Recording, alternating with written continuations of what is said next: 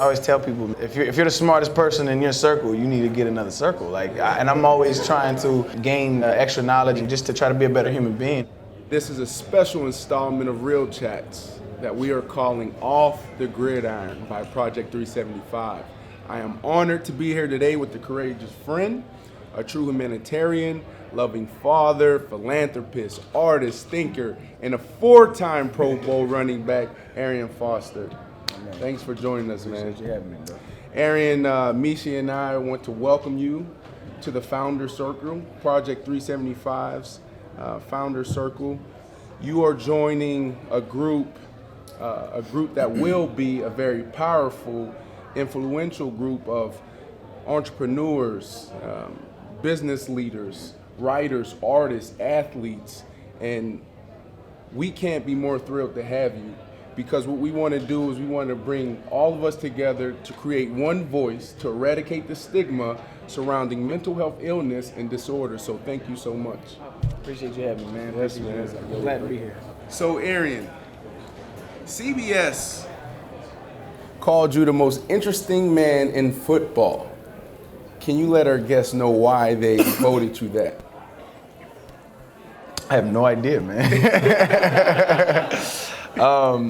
Honestly, I take a liking and an interest in, I've said this before, but being interested in other people and other things. So I guess if you're interested in other things and other people and it's genuine, then you, I guess in turn, that energy and that a lot of that knowledge that you pick up, it trickles down to you, and so it kind of becomes a part of your ethos. I guess that's not the normal. That's not status quo in football. I guess what they perceive of status quo in football from a football player. So I guess that's why they ranked me that. Yeah.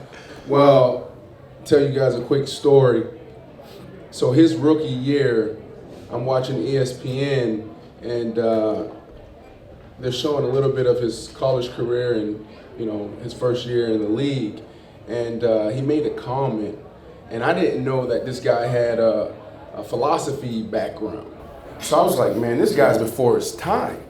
So I texted him last night, so let's fast forward 10 years, 9 years. So I text Arian last night, so I'm like, bro, what are you wearing to the event tomorrow? Text Jim didn't respond, so I text Arian. I'm like, Arian, what are you wearing? And his response was interesting, and I think if he can dive into that a little bit, I think you guys will get a real glimpse of who he really is in his heart. Do you remember your response? I don't remember the exact response, but I know why I'm dressed like that and why everybody's looking at me crazy right now. Yeah, I remember you texted me, and I actually showed my mother because she was upset that I wasn't gonna come in a suit. She was mad at me. And then I showed her our conversation. She said, okay, that makes sense. But basically, my thought process is what we view as formal in this country isn't necessarily formal in my eyes, because you have people from different walks of life everywhere who dress formally in their culture, and that's like the normal garb to them. And so I got tired of wearing suits, and so I threw all of my suits away. I have no suits, and he didn't believe me, and I have no more suits. It's just they don't. To me, they don't serve me, and I know not everybody can do that. I understand that, but for me, this is what makes me happy, man. I've lived my entire life trying to make other people happy, and it's tiring and it gets old, and after a while, it just don't serve me. I thought that was interesting too when you talked a little bit about a journey, and what I truly believe is we're all on a journey. And a little bit about me, for some of you guys who may not know, I was diagnosed with borderline personality disorder, and I spent 3 months at McLean Hospital in an outpatient program, and there is where I realized that there are a lot of people suffering, and then I also realized that the people who aren't suffering are also on a journey. And Arian, last night you talked about that journey and you said comfort. And that was so profound to me. Do you remember when you talked about the comfort of just being who you are and who we are made to be? Yeah. the comfort part is it's physical. It's physically comfortable what I'm wearing. Like I wear sweats. I told him like, you know, when you travel on trips for football the other day, say you have to wear a suit, and you know he does it very well. Some of the best in the league. And I used to too, and I used to dress. I had bow ties and all of that, fedoras. I used to go ham on it, but I really don't feel comfortable in those clothes, and it's more for me. It's more than physical. To me it's like a statement. It's like saying like who you are is not necessarily something that you're trying to impress for anybody else. Like you have to be who you are. And like I think in the Constitution they took it to the Supreme Court that what you wear and dress is a form of speech. So you have to have your freedom of speech, and to me this is that. It's just being me, it's being comfortable, and I don't mean any disrespect by dressing any kind of way, but I'm just a happy human being, and I love being comfortable. I think we're seeing why you were voted the most interesting man in football. A rebellious man in football. No, I do think it's interesting because one of the things that we have to do, we have to start the conversation because there's a stigma out there, and you know, our world can be invalidating. We try to put everyone in a box and say this is how we're supposed to live, and you know, we have to do better as a society to make sure everyone's comfortable being themselves, whether it's dressing in chic-y or if it's in a suit and tie. Gonna pop the collar too, you saw that? So that was the iceberg. You ready to go deep? Let's go deep, man. You sure? That's right. Can we go deep? Let's go deep. So we're here because of Arian, now engagement in our Project 375's Founders Circle. So Michi and I had a vision where we wanted to do something, and we wanted to do real work. But at the same time, we knew our story was going to get old one day. And where we're at today is where the cancer community was 20, 25 years ago. So that's the first thing we have to do. We have to galvanize our community, continue to get everyone's story so people will start listening and feel more comfortable telling their story. Because the truth of the matter, 1 out of every 4 of us suffers from something. And if it isn't us, it's one of our loved ones or a friend. So that's the first thing. And the second thing, we want to connect people with the resources to get the help that they needed. It cost me over $150,000 to get the help that saved my life. My mother went to Betty Ford a couple years ago, and it cost me $36,000 a year. My sister is in Betty Ford right now, and it's costing us $36,000 a year. My younger brother, who's facing 32 years in prison, and probably will do at least 10 for stealing. Repeat offender. It cost us over $140,000 to get him treatment in Illinois at Yellow Brick. So Arian, you kind of just shook up the camp this year preseason with your announcement that you went and got help. So can you talk about what inspired you or what pushed you to get help? Yeah, man. I've been through a lot in my life. Just as everybody has a story, everybody has a journey, man. And when you live in the public eye, you're in a fishbowl. So a lot of what you go through is public knowledge.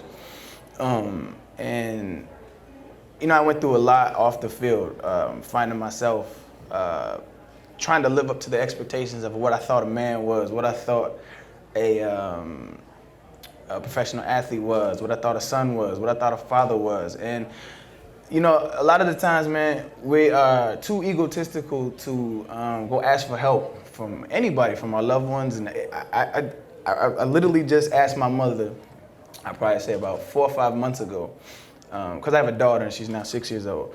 And I just asked my mother, what did you look for in your father? Like what, as a young woman, as a young girl, like what did you look to as your father, as like a father figure? Like what are you looking for? And I never asked her that before because I thought I had it all figured out. Like everybody thinks they have it all figured out and we don't. And we're all just out here guessing the best way that we can.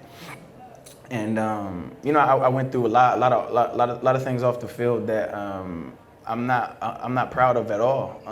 But it's my journey. You know, I did the best I could to be the best human being that I could be. And you know, sometimes you falter, sometimes you stray away from your core values and who you are. But in my journey, man, what I learned, it's an African proverb that I take with me, and it's the people who wear their dirt the best are the healthiest. And that just resonated with me so much. Wow. It says that whatever we're going through and whatever's on your heart, don't be afraid to talk about it. Don't be afraid to open up about it, because odds are somebody out there is going through it just like you, and you can go get help. And that's what I did. I finally dropped my ego, and I said, man, I need help, because emotionally I was down, and I'm getting emotional right now talking about it, but like emotionally I was just. If you cry, I'm gonna cry. That was cool, man.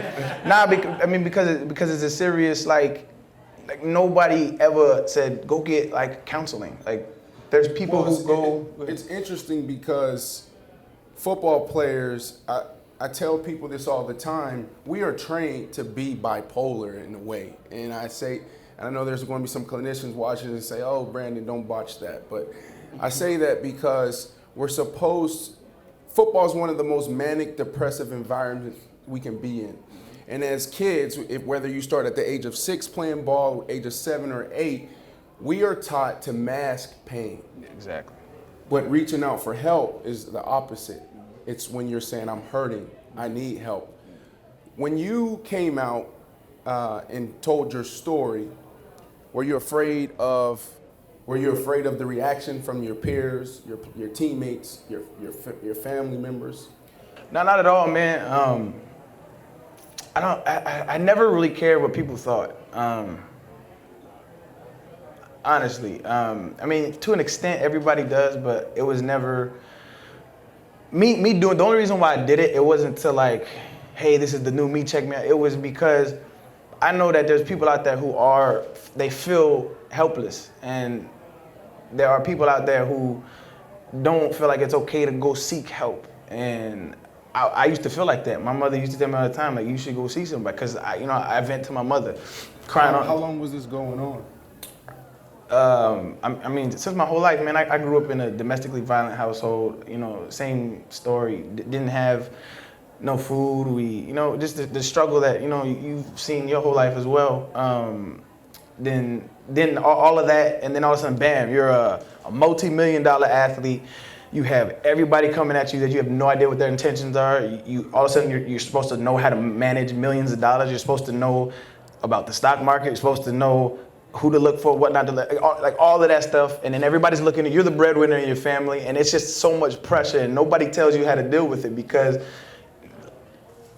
they put you on this pedestal, and you're not, and you're just like them. You just do what you're really good at what you do. Yeah. And so it had just been building up to the point where I was self-medicating, and when I was drinking heavily. I was, and I'm not proud of it, but it was something that helped me because it was numbing. And what I found out was, which is extremely powerful, was the emotions that you numb, you can't be selective with.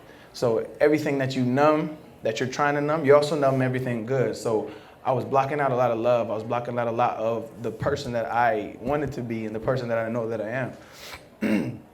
And so it just got to a point where I just threw my hands in the air and I was like, this is gonna kill me. So I went and got help, and it was the best decision I ever made. What was that moment? Like, what was that defining moment where you just felt like you hit rock bottom, or was there an event? What was it? Yeah, it was when my wife decided that we were going to get a divorce, and I was, I was not and this is extremely personal, but I was just not the best husband. I just wasn't, and that was because I didn't know how to be a husband. I didn't know how to ask how to be a husband. I didn't know a lot, and I was out here just trying to wing it, and all these expectations and all this whirlwind of emotions, it just all came down to me, and I was like, I don't know what to do anymore. And I went and got help, and this year has been even more emotionally, this year has been so hard for me career-wise. I trained my butt off to get to a point where I was in the best shape of my life. Then I get hurt and my groin pops off the bone. And I was in such a good state emotionally that it didn't affect me at all. I was like, man, life happens, let's roll with it. Came back a month before the doctor said I was gonna come back, and I'm playing the game I love again. Having a great time doing it. I'm enjoying life. I'm the best father I've ever been. I'm the best brother I've ever been, the best friend I've ever been. And then bam, we go to Miami. I tear my Achilles. It's like, damn, man, like I can't catch a break. And but I was just, I've done so much emotional work that it really didn't faze me like that either. Like, you know, of course, I'm hurt, like emotionally. I want to go out there and play with my teammates, but it's nothing that's going to break me as a human being. And that's what I took from everything that I've been through up to this point has been a lesson. And if you take everything that happens to you and try to look at it as a positive, you'll create positive energy around it, and it won't be a domino effect of negative stuff. And that's what I learned. My inspiration to tell my story and to also try to be an advocate in this community came when I left group therapy one day, and I was listening to a young lady's story who was self-harming herself. And another lady was suicidal. She tried to commit suicide the night before. And we all got up and walked out in the parking lot. And I just stopped, and there was 200 vehicles out there. And I didn't know how many were patients or professionals, but I just stopped and I said, man, how many other people are out there acting like something is not bothering them, like they're okay? And that moment was when I said, I have to tell my story because it's such a taboo topic right now. Yeah. We have to change the narrative. What was that moment for you? Where's your inspiration coming from to really tell your story and say, you know what, I want others to do what I did if they're suffering? That's a great question. Like, because unbeknownst to me, when I first came out and said I sought therapy, I didn't go into too much of the details of that interview, but so many people reached out. Y'all reached out to me. So many people reached out and said thank you, because I didn't know it was okay. Like I thought I was too cool, or you know, like whatever the case may be. But like a lot of people I knew in my life were like, man, that's all right of you, man. Like that's good. And like you find out you have so many people in your corner, and then you just don't feel so alone. Like and a lot of the times I'm a very analytical person, and in my brain I'm creating scenarios that don't even exist because there's nobody showing me another angle of how to look at things. And so my inspiration was just that. The people around me that I love. I'm sure we'll get into it, but my sister suffers from, she's bipolar. That was my next question. Oh, steal your thunder. But yeah, I'll go into that. We grew up, and we didn't have no money to get any kind of diagnosis, so we just thought she was an asshole. We just really did. And it got to the point where I stopped talking to her because I couldn't deal with it, and I didn't know what she was going through. And so we lost years of our life because we didn't know that she was suffering from this disease, and it's a disease. It's just like cancer. It's just like HIV. It's something that affects you chemically in your brain. What was she diagnosed with? Bipolar. So like I could botch the actual chemical, but I think she lacks a certain amount of endorphins in her brain, something like that. It's an imbalance of chemicals in her brain, and that's something you can't control. And I talked to her about allowing me to say that because I think each person should have it's their right to tell their story how they want to tell it. And I asked her, and she said, absolutely. So you make sure you tell them that it's like a story of triumph, because she was in the pits, man, going through it, struggling in Section 8 on food stamps, and couldn't understand why she couldn't get her life on track. And when you've built up so much anger and bitterness towards the world, everybody around you feels that towards you as well. So she had all of that coming into play, and she said, I have to go get help, and she got help. She takes the proper medicine, and it's a struggle still, but every single day she fights it, and she's on her way to get her master's now. Like So, how is your relationship now? It's leaps and bounds better because it's something that we talked about. Just like you said, putting a conversation on the table is the first step. And just having that apathy towards another human being that's struggling with something. Like, I have no idea what it's like to be bipolar. I have no idea. I can only imagine not being able to control your emotions. And I mean, I have trouble with it, and I'm not diagnosed with anything. So I can't imagine that. So why are you so passionate about mental health if you don't have an actual diagnosis? Well, because I have people in my life that it's affected. And I think mental health is more than actually just having a disease as well. It's social pressure. It's things that the peer pressure. I've had peers, siblings try to commit suicide. I've seen so much in my life that there's people out there struggling with waking up every day and trying to be happy. Everybody wakes up. Everybody's here trying to find their own happiness. And that's what I'm trying to do as well. And if I have a platform to aid one person in that quest, in that journey, I'm obligated to do that. Because I got help. Somebody helped me. Somebody pulled me up by my shirt and said, this is the way to your happiness and your journey. So when you guys reached out, I said, this is a perfect opportunity. And that's why I talked to my sister and asked her if I could tell her story. And she's extremely, this night and day difference about her attitude about it. And she told me to tell you it's still a struggle for her. Sometimes she locks herself in her apartment for 3 days just to overcome the emotions that she's feeling. Sometimes she said part of it was something messes with her frontal lobe, and it messes with her decision-making process. So she gives her debit card to somebody close to her that she loves to make sure I don't make any bad decisions. And it's that step forward towards change that she wanted that makes it so beautiful to me. She's getting her master's. She went from, living in Section 8 housing to getting her master's, and it's been all on her own. Wow. It's just the most beautiful thing to me. If you can grant her one wish, what would it be?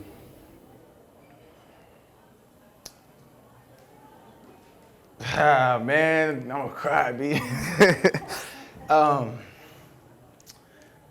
Man, we just been through so much as a family, bro. And,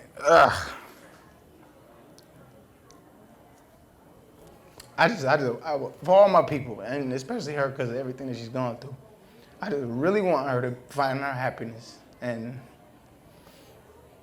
that would make me a happy human being. Yeah, I appreciate that, man. Yeah, man. I told you if you cry, I'm crying. You got me up here tearing up, man. Man, this was so powerful about stories right here. This is what's powerful about stories. Every day, we're hearing people tell their stories and feel more comfortable telling their stories because of people like Arian with the courage to stand up and be vulnerable. This is a guy who's supposed to be macho. Football players supposed to hide and mask his pain. And, bro, I just thank you so much, man, because I promise you, man, you saved a life already.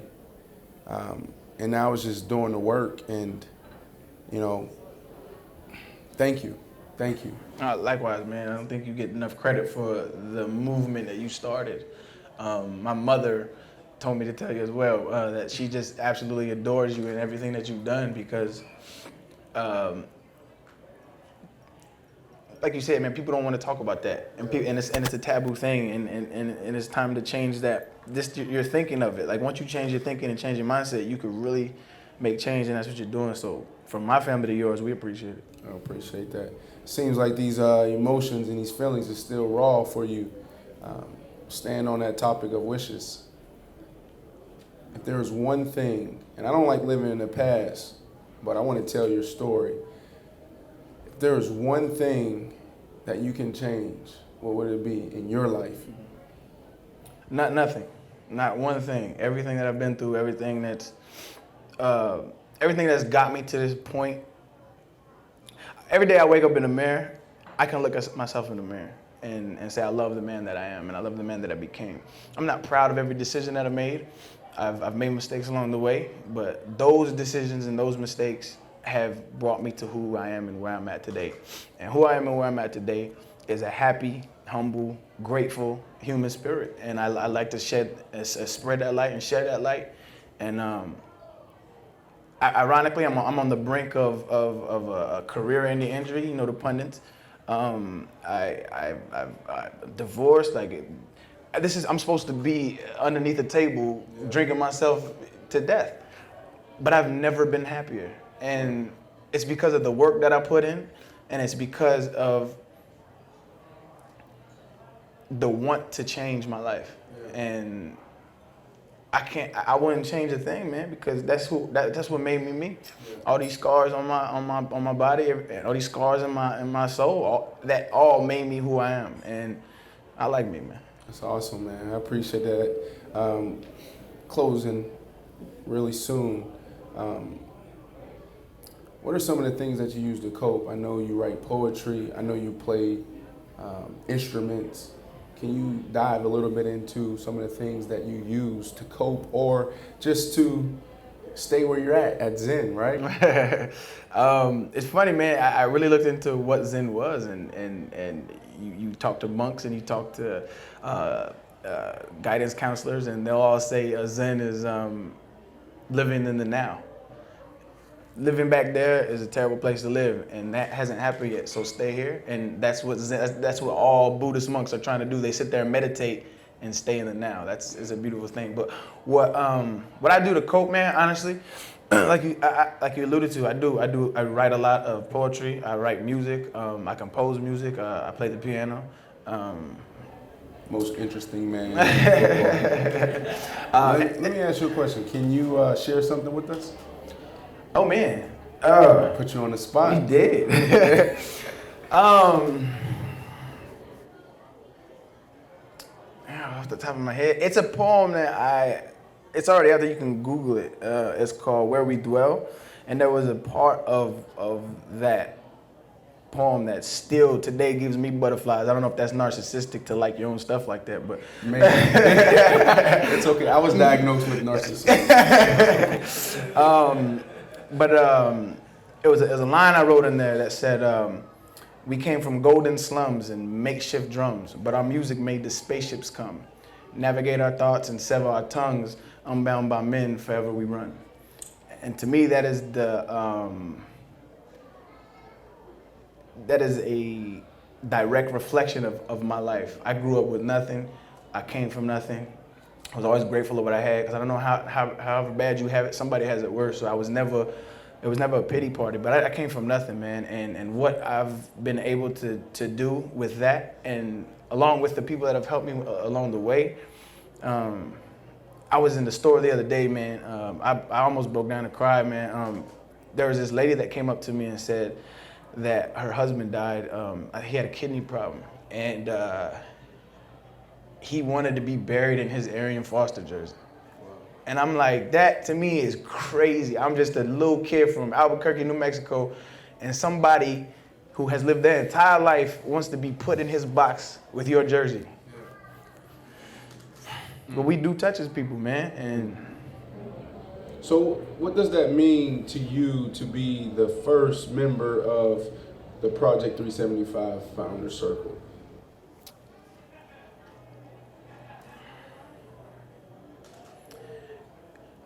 It means that I have signed up for a lifelong journey of trying to make change in our society. And I take it very seriously. It's not something that I wear as a badge for an accolade. I've seen a lot of people do philanthropy for just that, just to say you do philanthropy. Everything that I'm involved in is near and dear to my heart, and it means something to me. And so when I'm old and busted, old professional athlete, if I can still help generate that change, I'm going to, and I'm gonna be a part of this as long as it's up and running. And it means everything to me, because I'm a direct reflection of how mental health can affect a family, can destroy a family, and it can also mend a family. And that's why I was passionate about coming to you guys, because I've seen it my entire life. Wow. There you have it, Project 375's installment, Off the Gridiron. You know, it's really about the conversation and really galvanizing this community. Let's go paint the world lime green together.